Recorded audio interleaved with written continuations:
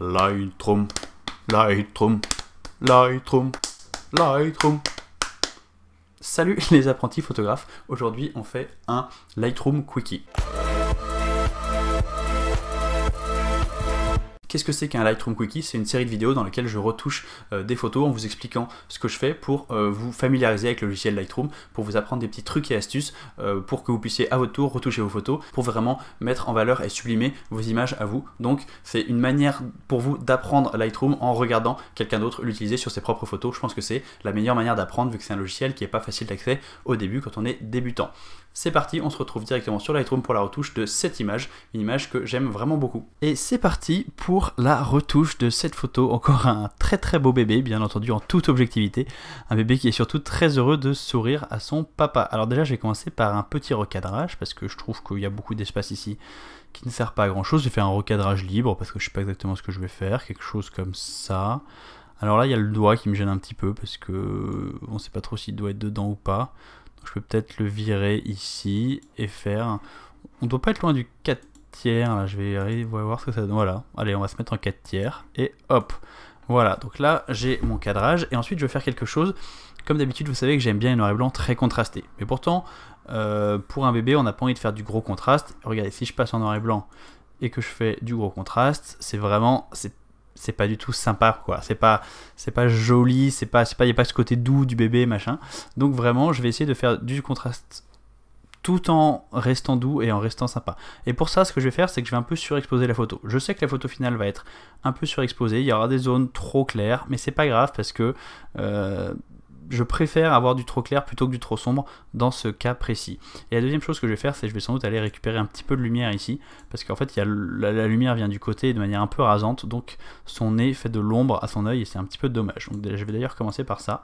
Donc je prends un pinceau que je vais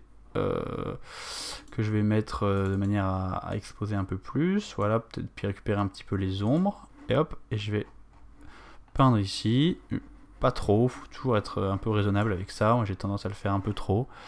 Hop, je vais voir de loin, qu'est-ce que ça donne. Voilà, je peux peut-être le faire un peu plus. On va récupérer un poil plus, mais bon, il faut que ça reste raisonnable, et si je fais trop, c'est pas terrible. Voilà, comme ça là, on voit mieux son œil, je trouve ça déjà un petit peu mieux. Ensuite, je vais globalement exposer la photo plus, encore, vraiment pour être à la limite de la surexposition, parce qu'après je vais l'assombrir, donc je l'expose le plus possible, ça me permet de voir un petit peu que tout va bien. Voilà, là on est bien au niveau de l'exposition des yeux, peut-être un peu surex ici, mais ça on verra, je pourrais faire un léger truc par rapport à ça, et donc après je vais créer du contraste. Pour créer du contraste, j'aime bien passer par les noirs, je mets des vrais gros noirs bien vénère, sauf que bon là faut aller quand même un petit peu doucement, récupérer un petit peu d'ombre pour avoir le contraste sans avoir de zone trop bouchée. Donc là vous voyez, je pense que déjà on est pas mal, on a rendu une photo, on a un vrai contraste, on a des yeux hyper intenses, on a le contraste avec le bleu foncé là du body, ça c'est cool, mais on a quand même quelque chose de doux, parce que c'est une photo de bébé donc je veux quelque chose de doux. J'ai pas grand chose de plus à faire en fait, hein. Je vais surtout pas toucher la clarté, parce que la clarté je vais vous montrer sur un bébé ça va faire un côté très fantôme creepy là, dégueu.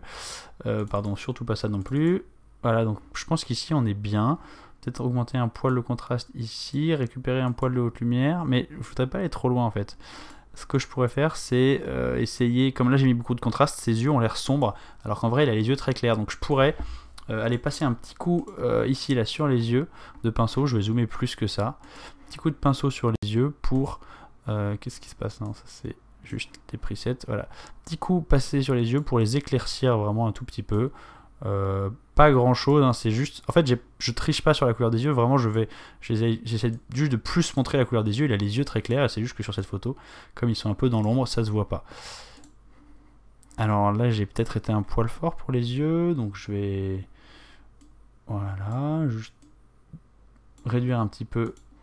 Et voilà, et là j'ai une photo que j'aime bien, alors je pourrais prendre un petit peu de temps pour retirer quelques petits défauts.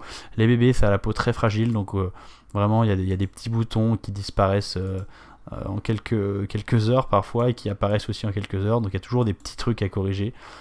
Moi globalement je m'en fous, je le trouve très beau comme ça mon bébé, je vous montre juste que c'est possible de le faire. Et voilà, on a une photo que j'aime bien, avec un beau sourire, une photo qui est bien exposée malgré le fait qu'on soit vraiment à droite, donc on est à la limite de la surexposition, mais je pense qu'il n'y a pas d'endroit surexposé. Voilà, c'est une photo qui me plaît beaucoup et je pense qu'elle va vous plaire aussi. J'espère que ça vous a appris quelque chose. Merci d'avoir suivi cette retouche commentée jusqu'au bout. J'espère que ça vous a intéressé. N'hésitez pas à vous abonner pour ne pas rater les prochaines vidéos en cliquant sur le petit bouton rouge juste en dessous. Vous pouvez mettre un j'aime, je ne sais pas si ça sert à quelque chose, mais ça fait plaisir. Un petit commentaire si vous avez envie de me dire ce que vous avez pensé de cette retouche.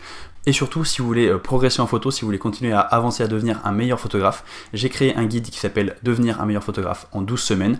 Vous pouvez le télécharger complètement gratuitement en cliquant sur le lien dans la description. Nous on se retrouve la semaine prochaine pour une nouvelle vidéo. Salut!